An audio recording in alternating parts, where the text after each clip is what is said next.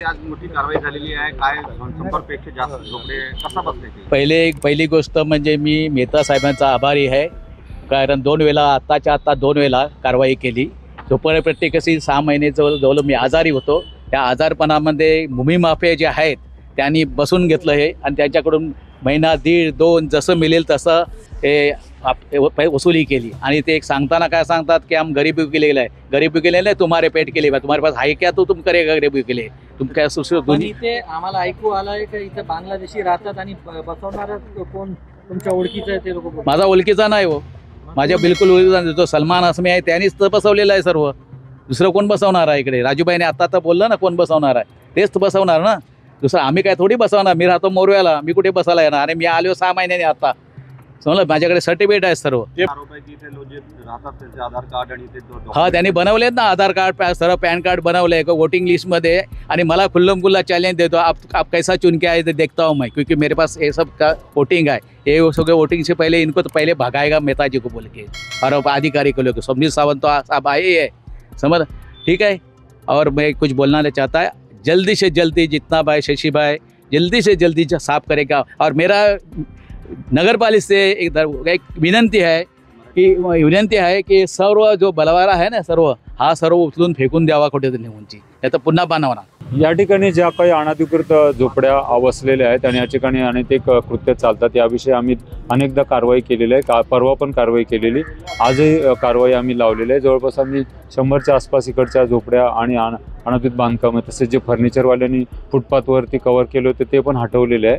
आणि ज्यांची जागा आहे त्यांच्या विरुद्ध कायदेशीर कारवाई करण्याबाबत आम्ही पोलिसांना पत्र देणार आहे. आणि या ठिकाणी पुन्हा हे बसणार नाहीत अशा प्रकारच्या आवश्यक त्या उपाययोजना आम्ही करणार. आणि यांना लाईट कुठून भेटते याबाबत आम्ही अदानीलाही पत्र व्यवहार करणार आहे की जेणेकरून अदानी म्हणजे याच्यावर कारवाई करावी आणि यांना लाईट उपलब्ध नाही होणार अशा प्रकारचे आम्ही पत्रव्यवहार त्यांना करणार आहे. साहेब, काही लोक यांच्याकडून अनधिकृत झोपड्या वाले करून भाड्या बसवतात इलिगल, ते काय कारवाई करणार?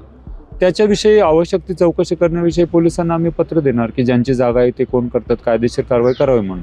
सर, तुम्ही एकदा ते कारवाई केली, यानंतर ते पण इथे नाही बसण्याचं काय खात्री घेणार? ज्यांची जागा आहे त्यांच्या विरुद्ध पोलीस स्टेशनला गुन्हा दाखल करण्यासाठी पत्र देणार आणि आवश्यक ते MRTP वगैरे कायद्याखाली त्यांच्यावर गुन्हा दाखल करणार. माझे साहेब बोलण्यासाठी एवढीच आहे साहेब की इथे जे राजकारण करतात ते शिवसेनेच्या नावावर, ते वरती जे आपले प्रताप नाईक साहेब आहेत त्यांची काय लेणी देणी नाही आहे. पण त्यांचे नावावर त्यांचे कार्यकर्ता बनून सलमान हाजमी नावाचा एक माणूस आहे, तो इथं जे खोटा काम करतो, लोकांना इथं एक बांगलादेशी रोहिंग्या मुसलमान हे चर्ची ज्या बेचणार ते लोकांना बसवलेला आहे. त्यांच्याकडून भाडा घेत होतो आणि ते लोकांना चढवून दुसरे लोकांचे खोटा नाव घेतो, जबरदस्ती सांगून ते लोकांना की असं नाव सांगा तसं त्याचं नाव सांग, मला दुसऱ्या लोकांचे नाव सांगायला तो बनतो की हे लोक तुम्हाला मारायला येते असं काहीतरी सांगून त्याला मला बदनाम करायला तो बघतो.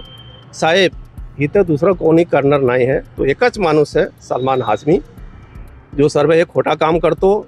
डुप्लिकेट त्याच्या आधार कार्ड, त्याच्या पॅन कार्ड, त्याच्या वोटिंग लिस्टमध्ये नाव टाकतो तो. आणि हे सर्व जेवढी कालाकाटी करणार माणूस एकच माणूस आहे, सलमान हाजमी. काय बोलणार पाटील? आम्हाला एवढंच आहे की आम्ही सोसायटीत राहतो, तर आम्हाला आजूबाजूचा परिसर स्वच्छ हवा. आमची मुलं रात्री येतात तर ती सुखरूप आमच्या घरी यायला पाहिजेत, कारण आम्हाला भीती वाटते. रात्री तिथे रोडवर सगळे ड्रिंक घेत बसलेले असतात. रात्री 1-1 वाजता आम्हाला खाली उतरावं लागते, मुलगा कामावरनं येतो तर त्याला घ्यायला यायला. हे आमच्यासाठी खूप धोकादायक आहे. पहले देता था अपना, जैसे अमीन सेठ था, तो लाइट के साथ में 3500 या 4000 रुपये लेता था. फिर उसने लाइट वाइट काट के पूरा ये कर दिया, रूम भी मतलब तोड़वाया था. वापस उसमें डॉक्यूमेंट्स भी मेरे गुल हो गए थे. फिर उसके बाद में ये आए, फिर वापस कौन आए? JCP लेके अमीन सेठ प्लस 4-5 बाउंसर को लेके आए. 4-5 बाउंसर. और फिर आए थे सलमान भाई, तो सलमान भाई 4-5 पुलिस वालों को भी लेके आए थे. और अपने हिसाब से कुछ बंदों को भी लेके आए थे. तो उनको गाली गलौज लेके भगाया थे. फिर उसके बाद में सलमान भाई ने क्या बोला था, 1 रुपया भाड़ा नहीं देना है किसी को. कितना भाड़ा लेता है? 2000. कितना है फिर भी अंदाजा? अरे ज्यादा देते, रूम है सब रूम. आप कहाँ से आए? पीछे कहाँ के रहने वाले हैं आप? हम लोग लखनऊ के रहने वाले हाँ, तो लाइट का कनेक्शन कैसे मिलता है आपको? हम लोग का नहीं है पैसा, तो भाड़ा किस चीज़ का दे रहे हैं फिर आप? भाड़ा ही रूम का दे रहे हैं। दे रहे हैं, भाड़ा वसूलने आता कौन है?